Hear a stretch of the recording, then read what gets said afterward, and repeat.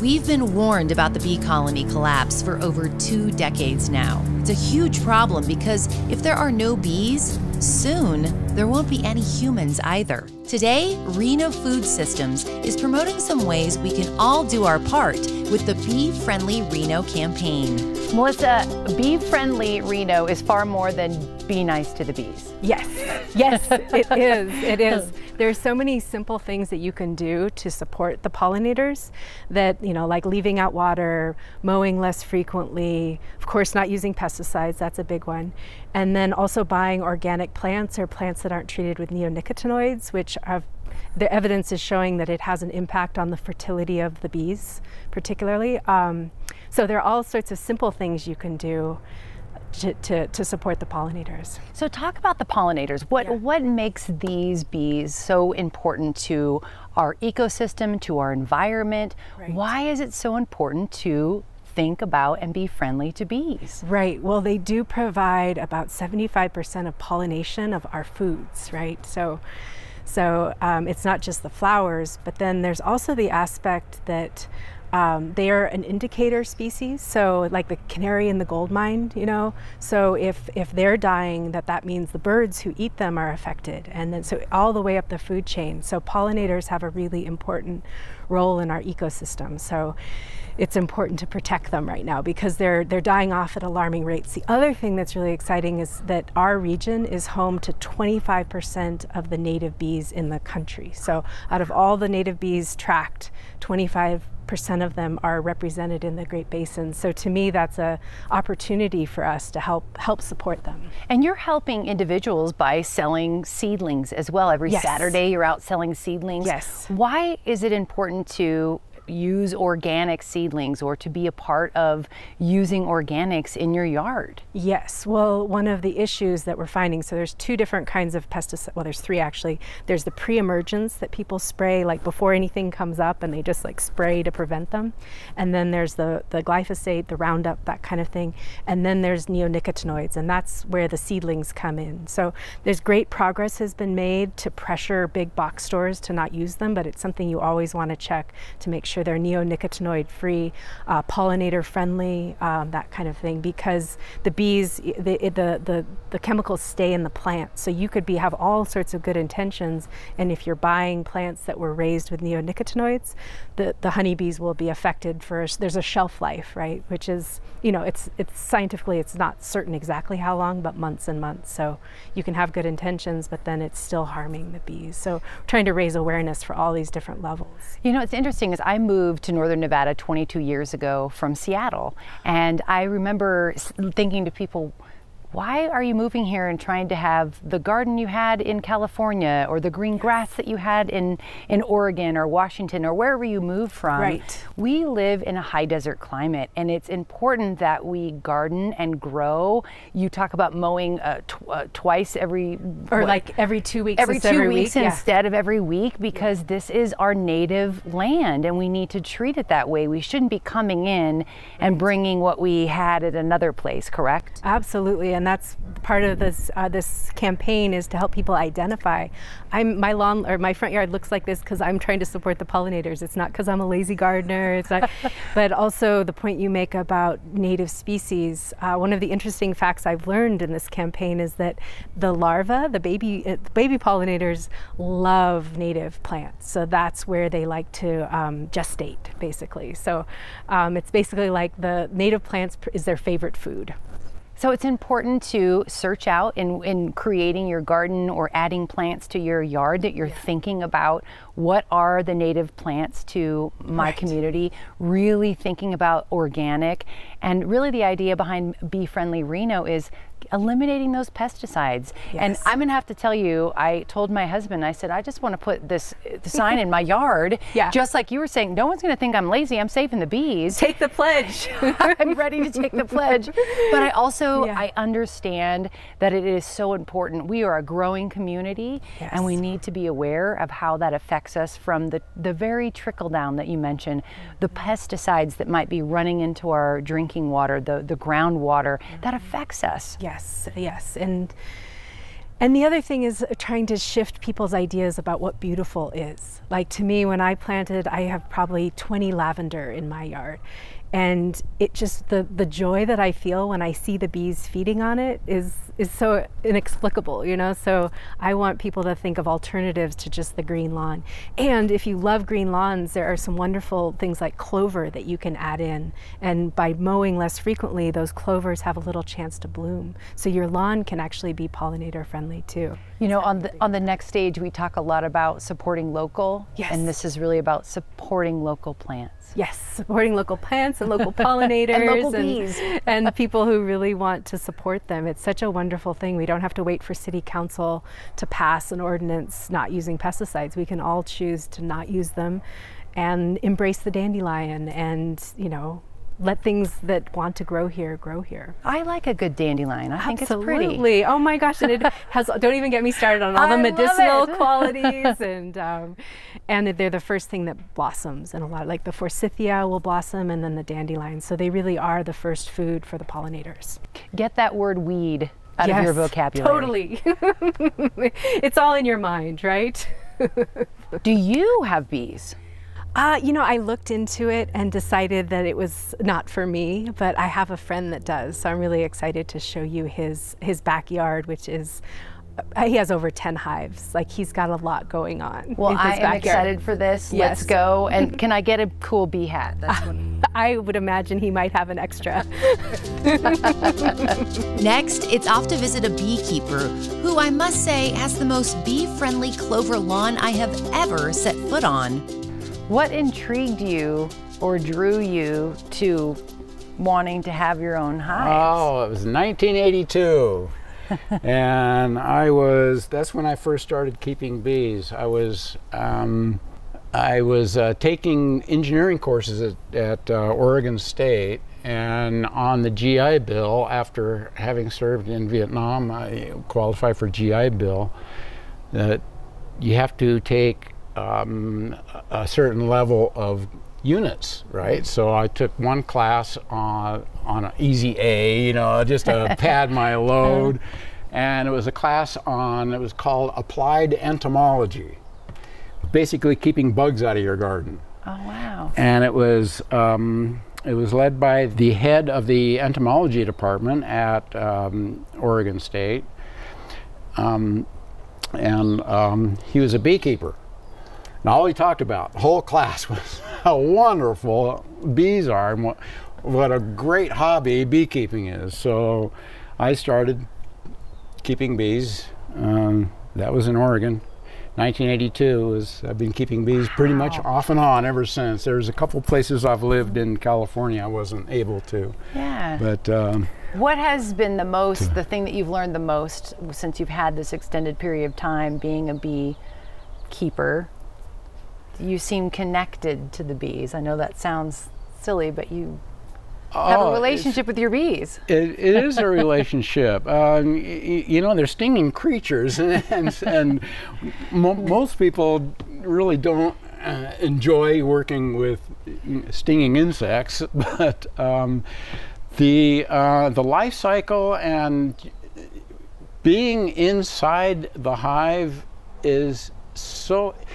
It's hard to describe the vibration that the bees put out. It's almost like when you're meditating and you focus on the word Om and you feel that vibration of the universe. It's just all-encompassing, and I feel the connectivity to the whole universe through these creatures. It's just standing by the hive, it. that humming sound. I was saying to you that it's beautiful yet terrifying at the same time. It's the vibration of the universe. It's really a once you beautiful tune sound. into it, it becomes more and more beautiful.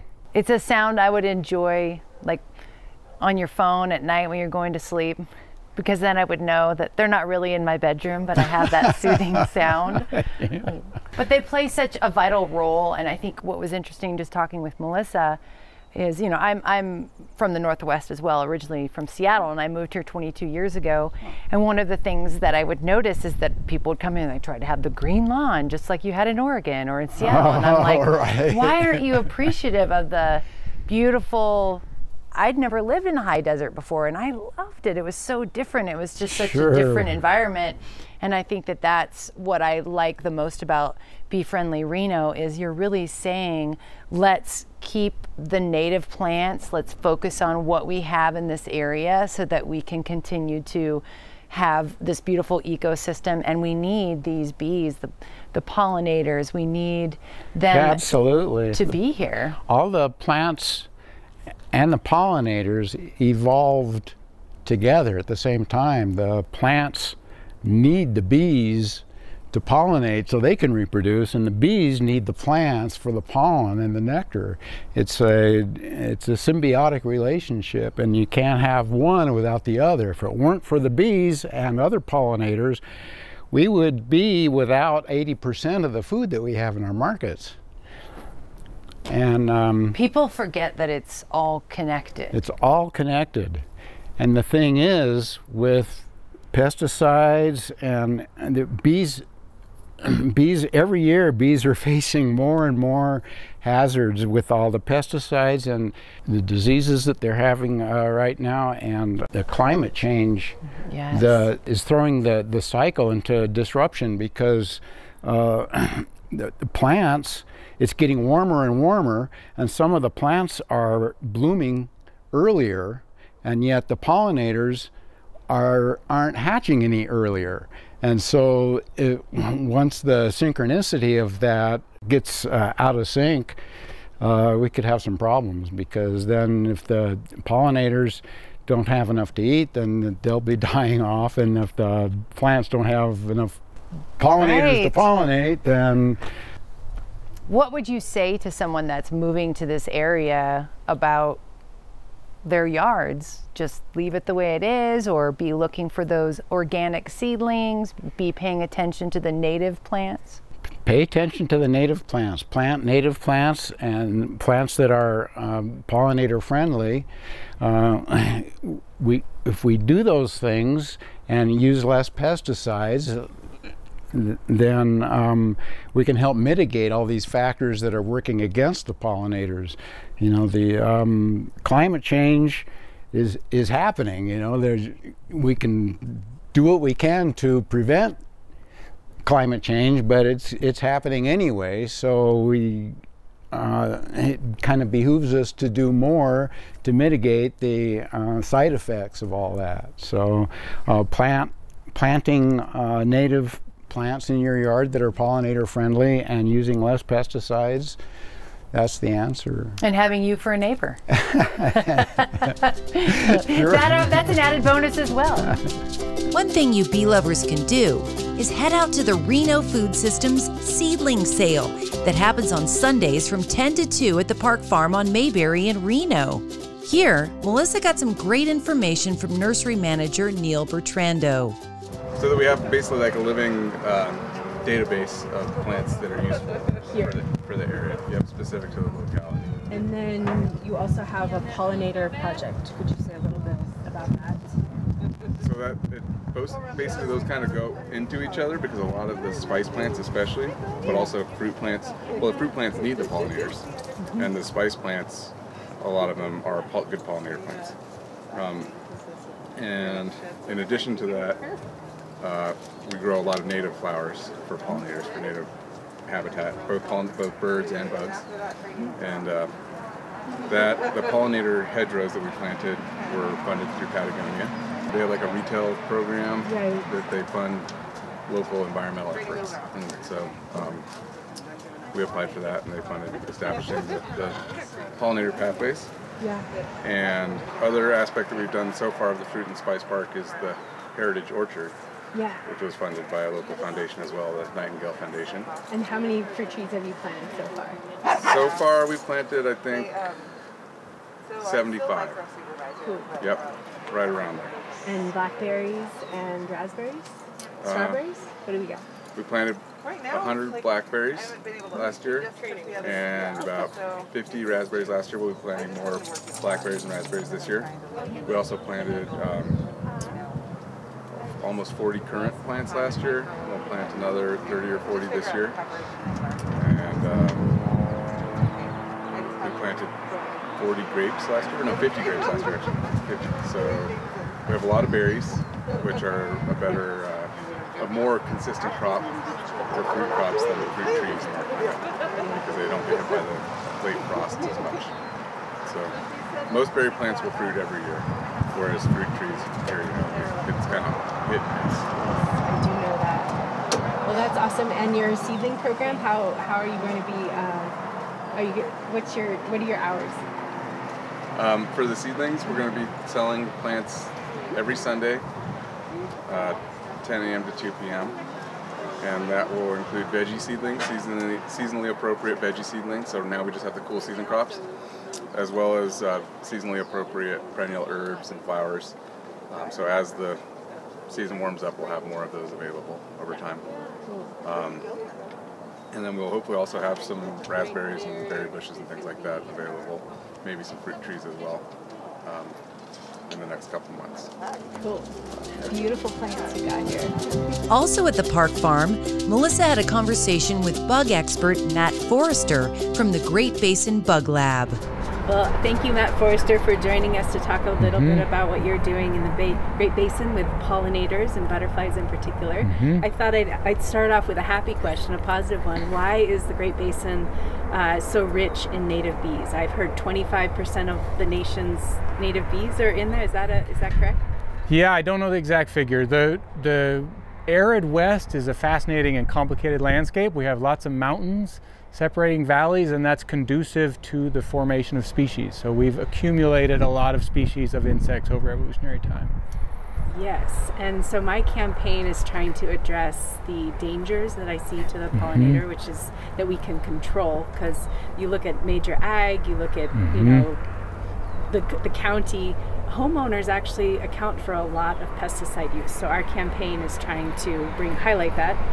And could you speak a little bit about neonicotinoids and glyphosates and their effect on one of the effects on the pollinator population? Yeah, and so I can speak to butterflies in particular because that's my expertise, but we assume that things that affect butterflies are also important for bees.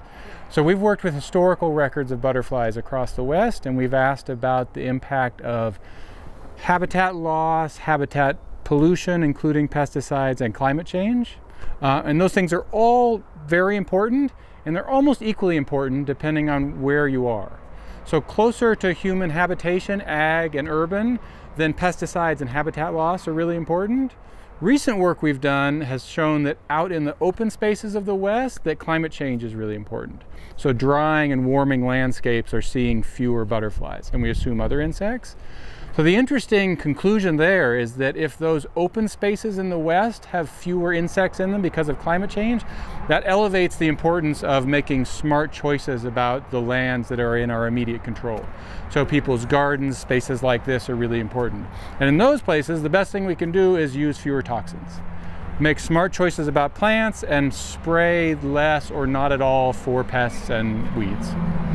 Right, because one of the issues that we're addressing directly with the city is that they spray about 4,500 miles, 4 times each mile, so that adds up, of pesticides to maintain weeds on the cracks between the sidewalk and the thing. And when they laughed at me when I said, do you think we could reduce that amount? And they're like, the person I was talking to was like, he wants to use as little as possible, but the reality is our growth, we're spreading, so the number of miles that his department's going to be required to spray is going to go up. We just have to do more manual control of these plants. Our obsession with having immaculate public spaces, it just needs to shift as we move into further into this century, right? We have to live with more insects, which means we need more weedy plants. So those plants coming up in the cracks of sidewalks, they're often really good for butterflies and bees. Even plants that people think they don't like I always called it cheeseweed when I was a kid. Do you know this plant? It's a malvaceous plant. It has big round leaves and sort of pinkish flowers. Bumblebees love them, butterflies love them. It does really well in very hot cracks and sidewalks. A little bit of that around is actually really good for everybody, including bees and butterflies. So we just need to use less less toxins, and think before we remove all of those things. And a more serious question Yeah. is, what is the urgency? Because I look at the declining rates, and I don't know if you can speak a little bit about what that looks like. To me, this is like of the utmost importance for the continuous of our agriculture and for human family. So the shocking result that we found recently for butterflies was across the entire arid West. We had decades of data from more than 70 sites, and we estimated 1.6% fewer butterflies per year, which is pretty massive when you compound that for 20 or 30 years. So for example, a place where you might see 1,000 butterflies on a day 20 years ago, now you might see 720, 725. So the urgency is now, because that affects food security, ecosystem stability, everything. And all of these places around us, urban areas, they are good habitat for these animals if we make the right choices about how to treat these places. Like there are encouraging things like the golf course, the Rosewood Golf Course is getting returned to, wildlife habitat. Yeah, and that's the wonderful thing about insect conservation is that they will find good spaces almost instantly. Like, it's amazing. I mean, I've been in places like the Central Valley of California where it's very intense agriculture from horizon to horizon, and if there's a little bit of restoration where somebody has let a hedgerow go with some native plants, you look down and there's a bee there. It's like, wow, I haven't seen that in a very long time, and it found this plot of land. Right. So little bits of hope the insects will take advantage of. I love that. And then that leads me to another question about the native, planting natives versus planting pollinators in your garden. My understanding is that the larvae like to nest in the native plants. Is that so native plants will have more insects that are adapted to use them. Right? Both for nectar and to eat as juveniles. So for caterpillars, right, they eat plants. But I'm glad you asked, because I think there's an important point to be made there, that if people can invest in natives, that's great. But if you don't have the time or the cash to invest in natives, there's still things you can do. So spraying less pesticides in your yard, having a messier yard is really good for insects. So don't pick up all your leaves. Let them be all winter long. Leaves are good insulation for the soil. And even the weedy plants, some of them are not native, but some of our weeds have been here for long enough that our native insects are now using them. What are your favorite weeds? Well, that malva that I mentioned is a good one. Even one, and people are going to hate me for this, but tall whitetop or lepidium. Oh, really? I know people hate it, yeah. But the fact is it's got nectar and there are butterflies that eat it as caterpillars. Now, there's nothing wrong with pulling it out. Right. For sure you can pull it out, but also if there's a little bit on your edge of your yard, you don't need to freak out. It might be interesting to see what insects come and use it. Yeah. Another example, tumbleweed. Right? Tumbleweed, which people don't like. It's a pokey big thing.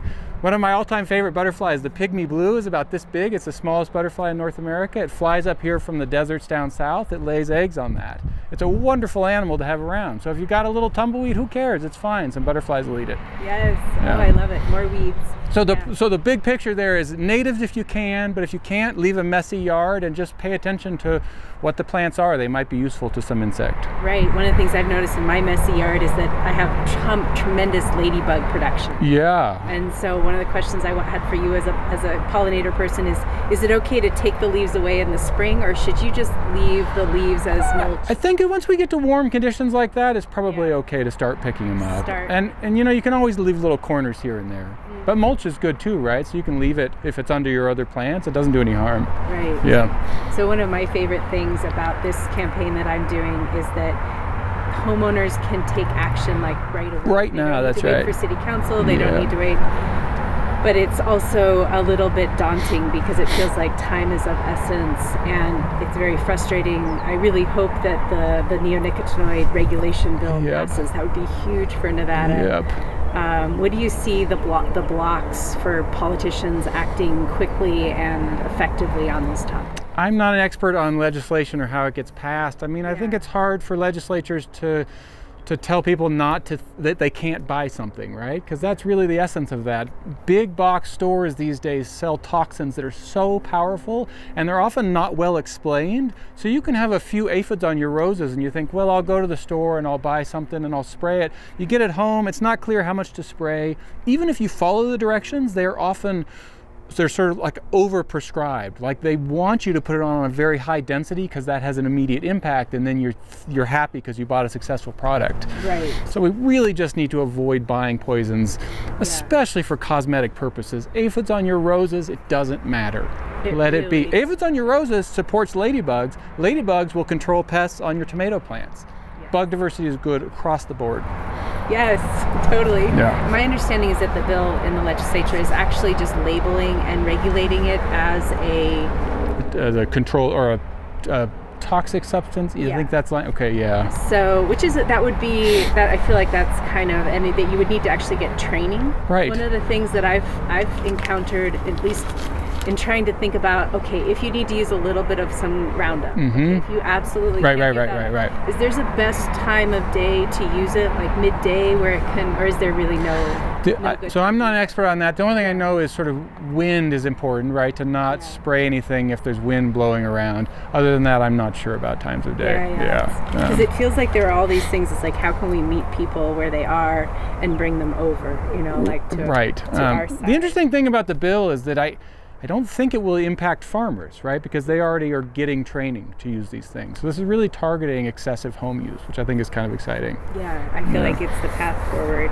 Yeah. And anything else that we can do to support the butterflies or the bees, or what's your sense of, if you could encourage people to do something? Well, voting is important because we need to fight climate change at the global level, right? That's our most recent finding, is that climate change is impacting the West. So just because we have protected lands out there doesn't mean everything is okay. So we need to fight climate change closer to home, making choices about your backyard, and also at the intermediate level in terms of the city. I think it's good for folks to call up the city and ask what pesticides are being used in parks. Right? We use more than we need because we are very concerned about having immaculate looking public spaces. They don't need to be so immaculate. They can be messier. They can support more wild animals.